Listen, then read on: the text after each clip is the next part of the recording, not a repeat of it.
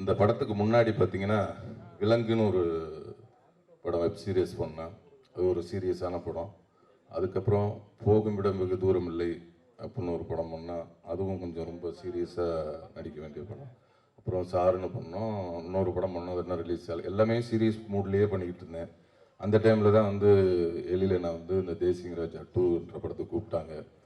அப்படியே இந்த சீரியஸ் மூடாக பண்ணிட்டு இருந்த படம் இந்த படத்துக்கு செட்டுக்கு வந்தோன்னா அவ்வளோ ரிலாக்ஸாக அவ்வளோ ஜாலியாக ரொம்ப என்ஜாய் பண்ணி ரொம்ப சூப்பராக பண்ணோம். ஏன்னா அவரோட டைரக்ஷனில் நடிக்கணும்னா நடிகர்களுக்கு ரொம்ப ரொம்ப ஆசையாக இருந்துக்கிட்டே இருக்கும். அவன் இந்த காலத்தில் வந்து ஒரு காமெடியை வச்சு வேலை வாங்குறதே ரொம்ப கஷ்டம். ஆனால் அவர் படத்தில் பார்த்தீங்கன்னா ஒரு 15-20 காமெடியன்ஸ் இருந்துக்கிட்டே இருப்பாங்க.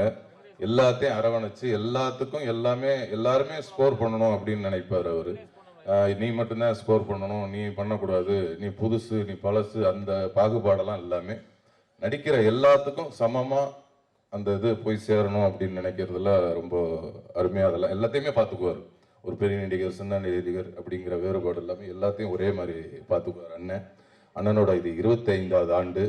அண்ணன் இன்னும் 50வது ஆண்டு பொன்விழாலாம் கொண்டாடணும். 50வது ஆண்டு வரையும் அவர் இன்னும் நிறைய காமெடி நடிகர்களுக்கும் என்னை மாதிரி ஆளுகளுக்கும் இன்னும் நிறைய வாய்ப்புகளை தருவார் அண்ணன் என்று ஆண்டவனை வேண்டிக்கிறேன்.